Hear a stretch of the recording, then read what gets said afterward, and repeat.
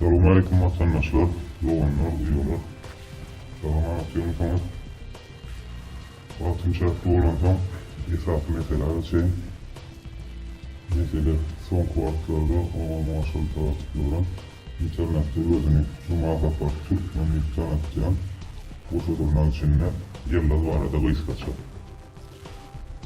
Sonunda ben bu adam asla düşünemem. Bunu internette görüyorum yani bu büyük etti ben Karakalpakistan'dan ben Karakalpak halkına karıştırdılar. Benim oğlumla cani diğerine çıkış ederdi. Yollarda orada Türkmenistan'da otur gözüne Türkmenlik bakamalıydı. Gözüne Türkmenlik durmak şey normal lan. Karanlığa da sen göz evinde yüz tapmadın. Dostluk git buradan partiyandı da gözümden başka hiç kim yokken.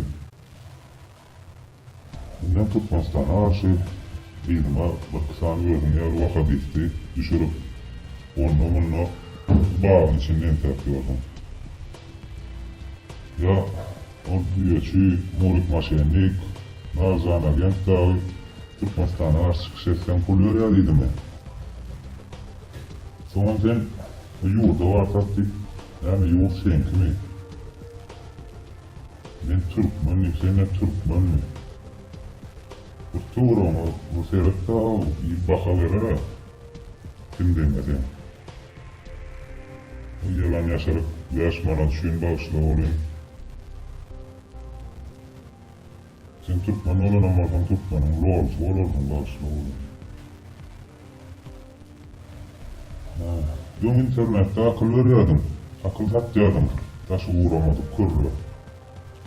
Şimdi ben sana akıl vereyim. Üstüce dinle. Sen Türkmenistan'ın aladasını etkiyensen, öz enatağın başkalarının aladasını eden oradan kovul oldu.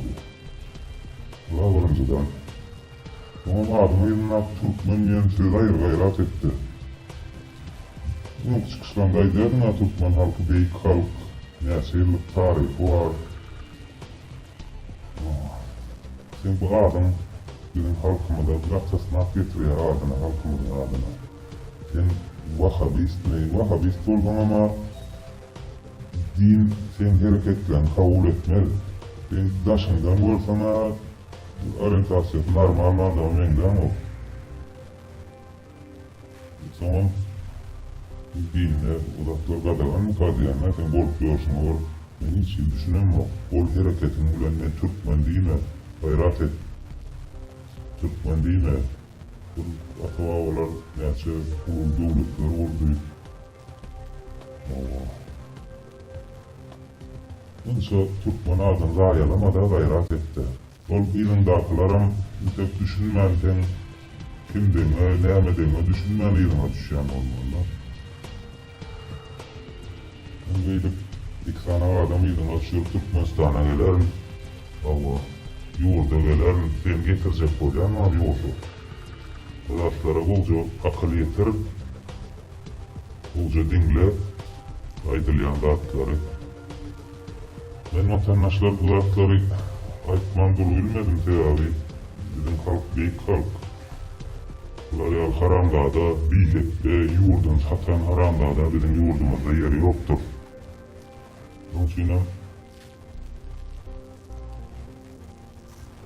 şuraya ettim. Sağ olun, zindanda.